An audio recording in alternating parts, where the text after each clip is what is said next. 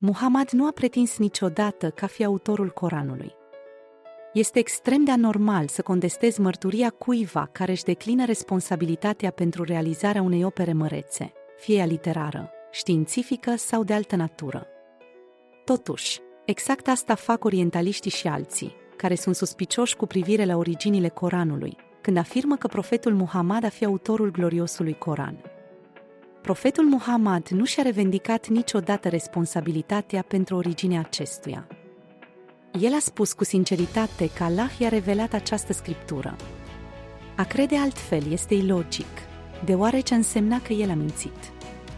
Din istorie aflăm că, între tinerețe și misiunea profetică care a început la vârsta de 40 de ani, el nu a fost niciodată cunoscut ca mincinos.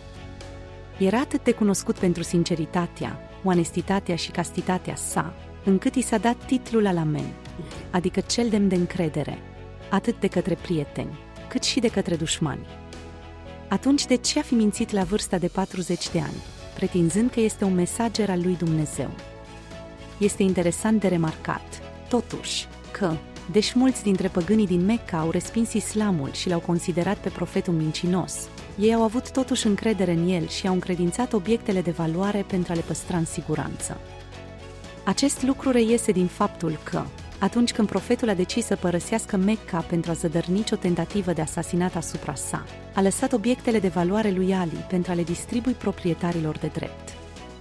Odată, când Abu Sufyan, unul dintre căpeteniile păgâne din Mecca, s-a dus la împăratul Heraclius pentru a-i cere sprijinul împotriva profetului, fiind întrebat dacă profetul fusese acuzat de minciună înainte de a pretinde că este profet sau dacă trăda încrederea acordată, Abu Sufyan, dușmanul de moarte al profetului, a trebuit să răspundă nu.